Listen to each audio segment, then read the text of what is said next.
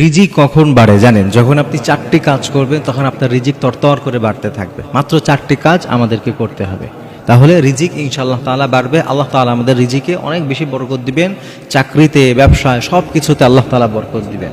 যে 4টি কাজ বেশি করবেন এর মধ্যে 1 নম্বর হচ্ছে, রিজিক যদি বাড়াতে চান, যদি দারিদ্রতা থেকে মুক্তি পেতে চান, 1 নম্বর কাজ হচ্ছে গোপনে বেশি বেশি দান করা। যদি গোপনে দান করতে পারেন, ডান হাত দিয়ে দান করলেন, বাম হাত জানতে পারলো না, যে দানটা পিওর ভাবে শুধুমাত্র আমার রাব্বুল আলামিনের জন্য হবে, যে বান্দাটা গোপনে আল্লাহর জন্য দান করবে, আমার আল্লাহ সাথে সাথে বলবেন এই বান্দা তার কত অসহায়, তার কত কিছুর প্রয়োজন, এরপরেও সে আমার জন্য দান করছে, সাথে সাথে আমার রাব্বুল আলামিন তার জন্য রহমতের ভান্ডারটাকে খুলে দিবেন। এই জন্য 1 নম্বর কাজ, গোপনে যত বেশি পারেন ইনশাআল্লাহ তারা দান করতে হবে। অনেক ভাইরা আছেন দান করেন ঠিক আছে, কিন্তু একটুখানি দান করলে এতগুলা করে মানুষের সামনে প্রচার করে, আছে না নাই? এটা করা যাবে না। আপনি দান করেন, গোপনে করেন। হ্যাঁ, কখনো কখনো প্রকাশ্যেও দান করতে হয় অন্য মানুষদের উদ্বুদ্ধ করার জন্য, সেটা ভিন্ন বিষয়। কিন্তু আপনি যদি রিজিক বাড়াতে চান, গোপনে বেশি বেশি দান করেন, আপনার ওই দানের কারণে আল্লাহ তাআলা একটা দান করবেন সেটাকে 70 গুণ পর্যন্ত আল্লাহ তাআলা বাড়িয়ে দিতে পারেন। এজন্য দান করতে হবে, 1 নম্বর কাজ। 2 নম্বর কাজ হচ্ছে সব সময় অন্যের ভালো চাইতে হবে।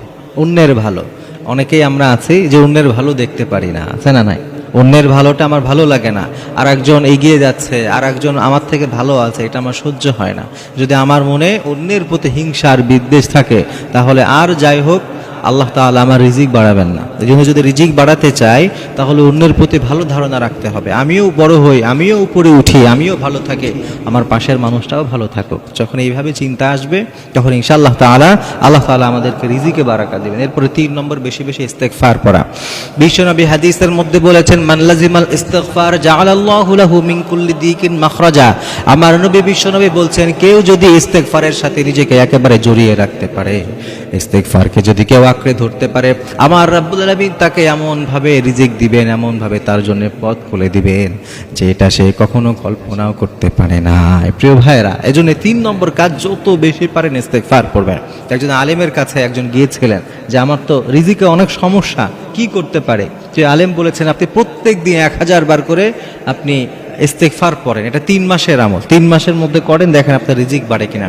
3 মাসের মধ্যে ওই লোকটার রিজিকে আল্লাহ তাআলা এমন বরকত দিয়েছেন যে উনি একেবারে ধনীদের কাতারে চলে গেছে। সুবহানাল্লাহ। এজন্য রিজিক বাড়াতে চাইলে 3 নম্বর কাজ হচ্ছে বেশি বেশি ইস্তেগফার করব। আর 4 নম্বর কাজ হলো ইস্তেগফার পড়ার পাশাপাশি আমরা অন্যদের সাথে ভালো ব্যবহার রাখবো। বিশেষ করে আত্মীয় স্বজন যারা আছে তাদের সাথে সম্পর্ক ভালো রাখতে হবে। কারণ হাদিসের মধ্যে এসেছে, বিশ্বনবী সাল্লাল্লাহু আলাইহি ওয়াসাল্লাম বলেছেন, কেউ যদি রিজিক এবং হায়াত বাড়াতে চায় সে যেন আত্মীয় স্বজনের সাথে সম্পর্কটা ভালো রাখে। এজন্য আত্মীয় স্বজনদের খোঁজ খবর রাখা, তাদের প্রয়োজনে তাদের পাশে থাকা, তাদের সুখে দুঃখে তাদের কাছে থাকা, সম্পর্কটা যদি ভালো রাখেন, আত্মীয় স্বজনদের সাথে সম্পর্ক ভালো রাখলেও আল্লাহ তাআলা রিজিক বাড়িয়ে দেন। এজন্য এই 4টি কাজ ইনশাআল্লাহ তাআলা আমরা বেশি বেশি করার চেষ্টা করব।